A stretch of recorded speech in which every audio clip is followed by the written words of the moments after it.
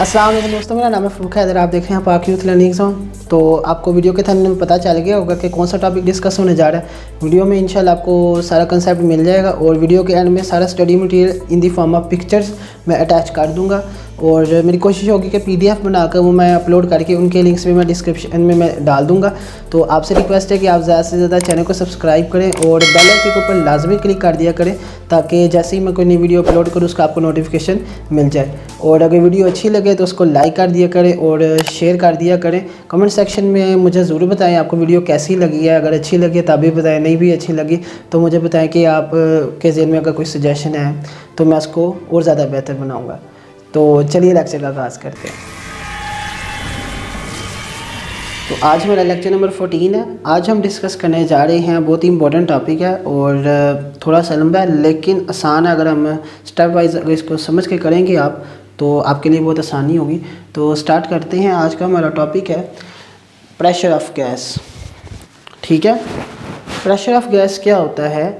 वो प्रेशर जो कि एक गैस उसके मॉलिक्यूल्स एक्सर्ट करते हैं या फोर्स लगाते हैं या पुश करते हैं किसको, to the walls of the container, उस कंटेनर के की वॉल्स पर जिसके अंदर उसको रखा गया। तो इसकी डेफिनेशन देखते हैं हम सबसे पहले। तो वो कहता है the momentum transfer by the gas molecules to the walls of the container per unit time per unit area is called pressure of gas. तो वो फोर्स पर यूनिट एरिया के हिसाब से और पर यूनिट टाइम जो कि गैस के मॉलिक्यूल्स की उस कंटेनर में की वॉल्स पर जिसमें उनको रखा गया है उसके ऊपर फोर्स लगाते हैं पर unit time per unit area, उसको हम कहते हैं प्रेशर ऑफ गैस। अब ये सवाल थोड़ा सा ना लॉन्ग होने वाला है तो इसलिए मैंने थोड़ा सा छोटा छोटा करके लिखा है और जगह कम है इसलिए। तो आपने अगर ये वीडियो देखनी है तो आप से रिक्वेस्ट है कि आप ना क्या करें, सेटिंग में जाएं और ये वीडियो आपको फुल HD में मिलेगी। तो आप फुल HD में डाउनलोड कर लें बेशक, या अगर आपके पास इंटरनेट अवेलेबल है इतना अच्छा तो आप इसी क्वालिटी में देख लें। अच्छा, तो ये हो गया प्रेशर ऑफ गैस। अब हम इसकी ना काइनेटिक कैलकुलेशन करेंगे। ठीक है, किसकी? प्रेशर की। तो स्टार्ट करते हैं। इसमें हमारे पास हम कंसीडर कर लेते हैं कि हमारे पास एक कंटेनर है। तो लेट्स सपोज ये हमारे पास एक कंटेनर है।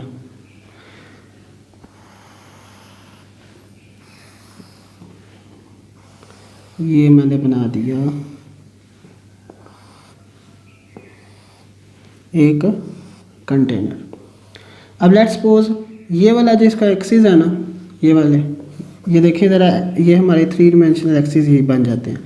इसको लेट्स सपोज मैं कहता हूँ ये एक्स एक्सिस है, ये लेट्स सपोज हमारे पास वाई एक्सिस है, ये हमारे पास लेट्स सपोज जेड एक्सिस है।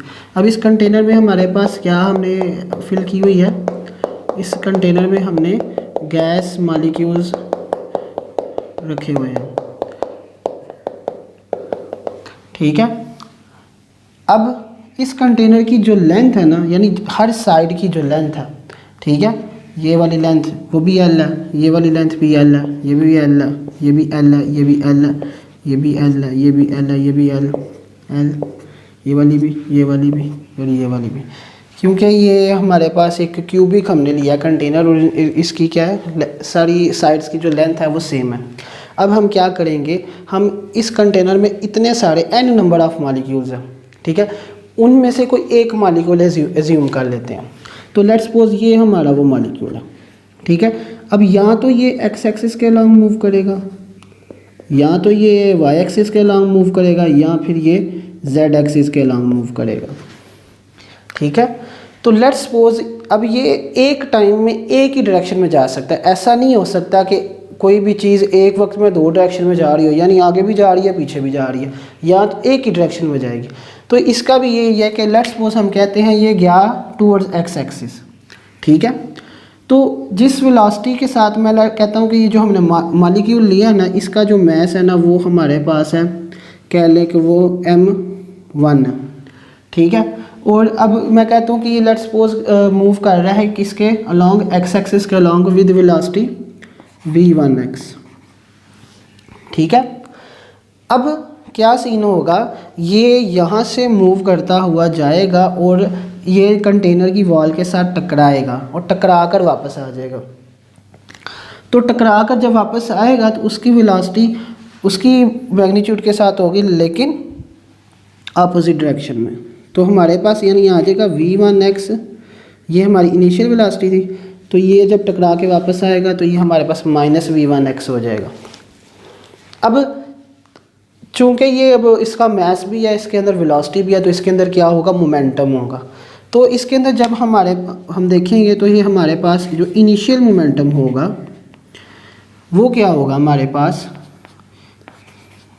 m1 इसका मास और इसकी वेलोसिटी कितनी थी, v1x, यानी x एक्सिस के लॉन्ग हम देख रहे हैं। सिमिलरली जब ये फाइनल मोमेंटम इसका हुआ pf हमारे पास आ जाएगा कितना, अब टकरा कर जब वापस आया तो इसका मास तो वैसे का वैसे ही m1 है, लेकिन वेलोसिटी क्या है, माइनस में होगी, तो ये -m1v1x हो गया। अब हम क्या करेंगे, चेंज इन मोमेंटम फाइंड करेंगे। तो चेंज इन मोमेंटम हमारे पास आ जाएगा फाइनल माइनस इनिशियल, तो pf माइनस pi, तो ये आ जाएगा हमारे पास फाइनल मोमेंटम कितना है, हमारे पास है फाइनल मोमेंटम -m1v1x और माइनस ये वाला, और इनिशियल मोमेंटम कितना है, m1v1x। अब दोनों रकमें सेम है और दरमियान में माइनस है, अलामतें भी सेम है, तो ये आ जाएगा 2m1v1x। ये आ गया हमारे पास चेंज इन मोमेंटम। नाउ हमें पता है, एज वी नो, क्या हमने पढ़ा हुआ है कि s is equals to vt, where v is the velocity and t is the time. अब इसमें से v डेल टी निकालना। अच्छा, अब इसमें से हम क्या करेंगे, डेल टी निकाल लेते हैं। तो ये आ जाएगा हमारे पास del T is equals to आ जाएगा s बाय v। इसमें s क्या है हमारे पास, अब देखिए ज़रा, यहाँ से लेकर ये कह लें यहाँ तक ये एक लेंथ है, इसने फासला तय किया, तो ये एक बिफोर कोलिजन यहाँ से यहाँ तक गया है, तो इसने कितना फासला तय किया, इस जितनी इसकी लेंथ थी वो क्या है, l। अब टकरा कर जब वापस आया है तो टकरा कर जब वापस आया है तो तब भी उसने उतना ही फासला तय किया जितना उसने पहले किया था, लेकिन अपोजिट डायरेक्शन में। तो लेंथ तो हमारे पास मैग्नीट्यूड में है, तो डायरेक्शन तो इसमें इतना नहीं शो होता, तो ये दोनों पॉजिटिव होंगी। तो टोटल फासला इसने कितना तय किया, 2l। यानी इसकी मिसाल बिल्कुल ऐसे ही है कि ये कह लें ये पॉइंट है और ये हमारी ये गैस है, ये पॉइंट पर है इसमें, और यहाँ से लेकर ना यहाँ तक का जो फासला वो 5 मीटर है। अब वो यहाँ तक गया तो 5 मीटर फासला तय हुआ है, और जब वापस आया तो फिर 5 मीटर फासला तय हुआ है। तो टोटल फासला कितना उसने किया, 5 + 5 इज़ इक्वल्स टू 10। ये वाला मैंने इसमें इस्तेमाल किया, ये सॉरी आएगा इधर 2l, ठीक है। तो ये हमारे पास टोटल क्या आ जाएगा, डिस्टेंस। अब इधर से इसमें हम वैल्यूज़ जब प्लग इन करेंगे तो डेल टी हमारे पास आ जाएगा टोटल डिस्टेंस कितना, 2l। अब वेलोसिटी हमारी कितनी थी, v1x।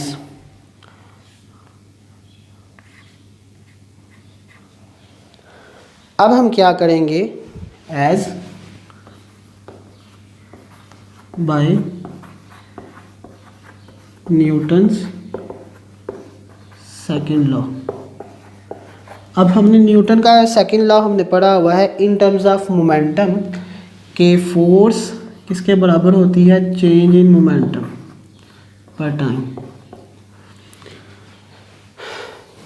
अब चूंकि हम फोर्स ले रहे हैं x एक्सिस के लॉन्ग फॉर वन मॉलिक्यूल, तो मैं इसको F1x कह दूँगा। अब हमारे पास चेंज इन मोमेंटम की भी वैल्यू है, वो है ये, और डेल टी की वैल्यू ये है। तो हम ये वैल्यूज़ इधर प्लग इन करेंगे तो हमारे पास आ जाएगा -2m1v1x ओवर, ये आ जाएगा 2l ओवर v1x। तो ये आ जाएगा 2l ओवर v1x। ये 2 से कट गया, ये v1x इस v1x के मल्टीप्लाई हो जाएगा, तो हमारे पास f1x आ जाएगा -m1v1x का स्क्वायर ओवर l। ये हमारे पास फोर्स F1x की वैल्यू आ गई। सिमिलरली अब हम क्या करेंगे कि ये तो हमारे पास एक मॉलिक्यूल के लिए आई है। अब ये थी टकरा कर जब हमारे पास वापस आएगी तो एक ये कह लें हमारा रिएक्शन है। अब जब ये गैस मॉलिक्यूल टकरा कर वापस आया तो वो उसका रिएक्शन होगा। न्यूटन के थर्ड लॉ के मुताबिक एक्शन और रिएक्शन हमेशा बराबर होते हैं लेकिन अपोजिट डायरेक्शन में। तो इसमें जब हम ये वाली वैल्यू प्लग इन करेंगे तो हमारे पास ये माइनस इस माइनस से मल्टीप्लाई होगा तो प्लस हो जाएगा। तो m1v1 x का स्क्वायर ओवर l। अब हमारे पास आ जाता है, ये हमारे पास फोर्स की वैल्यू आ गई। अब सिमिलरली ये हमारे पास आया है एक मॉलिक्यूल के लिए, ठीक है। इसी तरह जब हम निकालेंगे ज़्यादा मॉलिक्यूल्स के लिए तो वो भी कितनी होगी हमारे पास। सिमिलरली हमारे पास होगी फॉर कोई एक और मॉलिक्यूल हम ले लेते हैं, फॉर सेकंड मॉलिक्यूल तो F2x आ जाएगा हमारे पास m1v1x का स्क्वायर, और सॉरी F2x है तो ये 2x और 2 आएगा बाई l। सिमिलरली हम nth मॉलिक्यूल्स तक जब जाएंगे तो ये आ जाएगा Fnx इक्वल्स टू mnvnx का स्क्वायर ओवर l, ठीक है। तो अब हमने निकालनी है total force along x axis जो कि एग्जर्ट की थी इसने, यानी सब मॉलिक्यूल्स ने एक साइड की तरफ। तो ये आ जाएगा हमारे पास Fx टोटल कितना आ जाएगा F1x plus F2x up to so on Fnx, ठीक है। अच्छा, तो अब इसमें हम वैल्यूज़ प्लग इन करते जाएंगे इन सब की। तो ये हमारे पास आ जाएगा F1x की वैल्यू हमारे पास क्या थी m1v1x का square over l plus m2v2x का square over l plus mnvnx का स्क्वायर ओवर l। ये हमने निकाल ली up to so on nth molecules के लिए। तो इन सब में हमने देखा है कि ये गैस के मॉलिक्यूल्स का जो होगा ना मैस, क्योंकि ये हमारे पास इनकी कंपोजिशन सेम है, ठीक है। तो इसमें हमारे पास मैस यानी कांस्टेंट हो जाएगा। तो वो मैस भी कांस्टेंट है और एल भी कांस्टेंट है। तो मैं मैस और ये लेंथ को मैं बाहर निकाल लेता हूँ। अंदर आ जाएगा हमारे पास v1x का स्क्वायर प्लस v2x का square plus up to so on vnx का स्क्वायर। अब हम क्या करेंगे, इनको n से डिवाइड भी करते हैं और n से मल्टीप्लाई भी करते हैं। ये n हमारे पास क्या है टोटल फॉर nth मॉलिक्यूल्स के बारे में हमें जाहिर कर रहा है, ठीक है। तो ये हमारे पास आ जाएगा। अब ये है एक मॉलिक्यूल का मैस था और जनरली हमने लिखा था, और ये है n यानी जितने भी हमारे पास मॉलिक्यूल्स हैं उनके नंबर को जाहिर कर रहा है। तो ये टोटल मैस को हमें रिप्रेजेंट करेगा, उसको हम जाहिर कर लेते हैं कि वो हमारे पास कैपिटल m है, ठीक है। m small m into n is equals to capital M। और ये क्या है total mass of all the gas molecules over length वैसी की वैसी। अब ये हमारे पास क्या है, जितनी भी वेलोसिटीज़ हैं मॉलिक्यूल्स की उनको ऐड करके उनकी तादाद पे उनके नंबर पे डिवाइड किया है। तो ये हमारे पास मीन वेलोसिटी आ जाएगी हमारे पास अलोंग एक्स एक्सिस आ जाएगी। तो ये हमारे पास फोर्स की वैल्यू आ गई, Fx की वैल्यू आ गई। अब एज वी नो क्या हमने पढ़ा है कि प्रेशर बराबर होता है फोर्स पर यूनिट एरिया। अब इसमें हमारे पास कोई भी हम साइड का हम ले रहे हैं एक्स एक्सिस के अलॉन्ग, तो इस साइड का एरिया क्या होगा लेंथ इंटू विड्थ। तो एरिया हमारे पास आ जाएगा एल स्क्वायर, और अलॉन्ग एक्स एक्सिस हम निकालेंगे तो ये पी एक्स है और ये एफ एक्स है। अब एफ एक्स की वैल्यू हमारे पास ये है, ये आ गई हमारे पास m over L V square V X का स्क्वायर। अब बटे में जब डिवाइड करेंगे एरिया से वो एल स्क्वायर है, ये एल स्क्वायर इसके साथ मल्टीप्लाई हो जाएगा, तो मैं इधर इसी स्टेप में मैं लिख लेता हूँ कि वो हमारे पास हो जाएगा एल का क्यूब। ठीक है। अच्छा, अब ये हमने निकाल लिया प्रेशर अलॉन्ग एक्स एक्सिस। अब इसमें अब हम वेलोसिटीज़ की बात कर लेते हैं। अब हमें पता है कि जो टोटल वेलोसिटी है वो क्या होगी। टोटल वेलोसिटी की मैग्नीट्यूड का स्क्वायर बराबर होगा वेलोसिटी अलॉन्ग इसके जितने भी कंपोनेंट्स होंगे 3 डिमेंशन में, उनके कंपोनेंट्स के स्क्वायर के बराबर होगा, तो वी जेड का स्क्वायर। अब इसमें हमारे पास क्या सीन होगा कि जो वेलोसिटीज़ की एक्स एक्सिस के अलॉन्ग होगी वही वेलोसिटीज़ की वाई एक्सिस के अलॉन्ग होगी, वही वेलोसिटीज़ के जेड एक्सिस के अलॉन्ग होगी, यानी कि सेम होगी। तो यानी हमारे पास आ जाएगा वी एक्स का स्क्वायर, ये हमारे पास आ जाएगा वी वाई के स्क्वायर के भी, और ये बराबर आ जाएगा वी जेड स्क्वायर के भी। तो इन दोनों की जगह मैं लिख लेता हूँ एक्स, तो वी स्क्वायर आ जाएगा हमारे पास, ये भी आ जाएगा वी एक्स का स्क्वायर प्लस ये भी वी एक्स का स्क्वायर प्लस वी एक्स का स्क्वायर। तो ये हमारे पास वी स्क्वायर की वैल्यू आ गई कितनी, 1, 3 दफ़ा एक ही रकम है, तो 3 वी एक्स का स्क्वायर। अब इसमें से हम वैल्यू निकालेंगे किसकी, वी एक्स स्क्वायर के।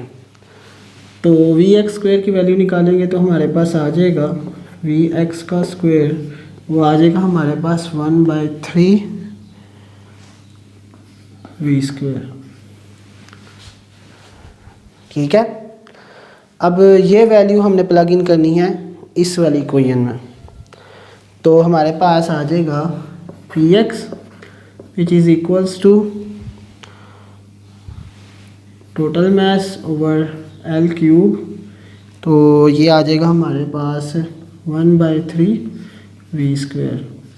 अब ये हमारे पास टोटल मास है और ये हमारे पास एल क्यूब यानी वॉल्यूम है, तो हमारे पास आ जाएगा, हमें पता है डेंसिटी बराबर होती है मास पर यूनिट वॉल्यूम, इसको रो से ज़ाहिर करते हैं, तो इसमें हम प्लग इन करेंगे तो आ जाएगा P X is equals to rho 1/3 rho V square. तो ये हमारे पास प्रेशर की वैल्यू आ गई अलोंग एक्स एक्सिस। अब हम क्या करेंगे, similarly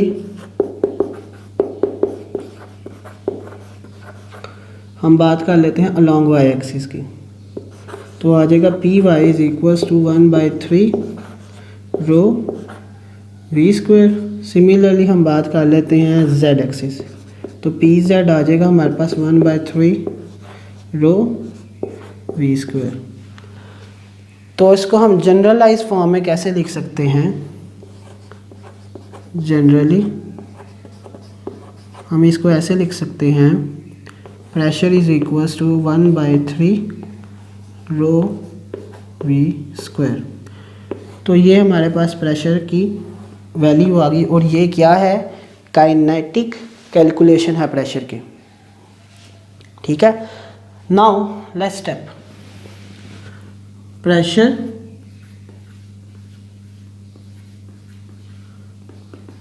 in terms of kinetic energy. बहुत आसान है ये भी, इसी से हम ड्राइव करेंगे। तो हम लेंगे कौन सी वैल्यू, हम इसमें यूज़ करेंगे ये वाली इक्वेशन को। ठीक है। तो ये आ जाएगा हमारे पास, जनरली अब हम इसमें बात करेंगे कि हमारे पास प्रेशर आ जाता है, वो है कितना, या फिर ठीक है मैं इसी इक्वेशन को यूज़ कर लेता हूँ, कोई भी एक्स एक्सिस वाली ले लें, जनरली मैं इसको लिखूँगा। तो ये आ जाएगा हमारे पास 1/3, या फिर इधर से आप इसको निकाल लें, तो आ जाएगा रो वी का स्क्वायर। हाँ इधर से आप ले लें, तो हमने भी पढ़ा था कि डेंसिटी हमने क्या पढ़ी थी कि मास पर यूनिट वॉल्यूम थी, ठीक है। तो मैं इधर लिख लेता हूँ 1/3, ये क्या आ गया हमारे पास डेंसिटी, वो आ गई मास per unit volume L³ V²। अब हमने अभी पढ़ा था कि जो m है वो हमारा m किसके बराबर था, ये वाला m, ये स्मॉल m इंटू n के बराबर था। तो 1/3 small m into n over L का क्यूब इंटू V²। अब मैं क्या करता हूँ, 2 से मल्टीप्लाई भी करूँगा, 2 से डिवाइड भी कर दूँगा, multiply by 2 and also divide by 2। तो ये आ जाएगा हमारे पास, क्या करेंगे, ये 2/3 n ओवर L, और अंदर मैं ले जाऊंगा एक 1/2 m V², ठीक है। बस मैंने थोड़ी सी तरतीब आगे पीछे की है। तो ये हमारे पास अगर आप गौर करें, ये हमारे पास ये जो सारी वैल्यू है ये हमारे पास एक कांस्टेंट है, ठीक है। और ये किसके बराबर है, ये बराबर है काइनेटिक एनर्जी। तो प्रेशर हमारे पास आ जाता है, ये कोई भी एक कांस्टेंट ले लेते हैं, मैं कहता हूँ कि ये सारी वैल्यू एक कांस्टेंट के बराबर है, कौन से, कोई भी लेता हूँ, मैं इधर n0 ले लेता हूँ, कोई भी वैल्यू आप ले सकते हैं, और ये बराबर है काइनेटिक एनर्जी का। तो जब हम इस कांस्टेंट को अगर हम ख़त्म करके लिखते हैं तो ऐसे लिख सकते हैं प्रोपोर्शनैलिटी की हालत में, इक्वालिटी को ख़त्म करके, तो ये आ जाएगा pressure is directly proportional to the kinetic energy. तो यही था हमारा आज का। तो उम्मीद करता हूँ आपको समझ लग गई होगी। थोड़ा सा कॉम्प्लिकेटेड था लेकिन आसान ही है अगर आप स्टेप को सही तरह फॉलो करेंगे। तो उम्मीद करता हूँ आपको समझ लग गई होगी। तो मिलते हैं फिर नेक्स्ट लेक्चर में, तब तक के लिए अल्लाह हाफिज़।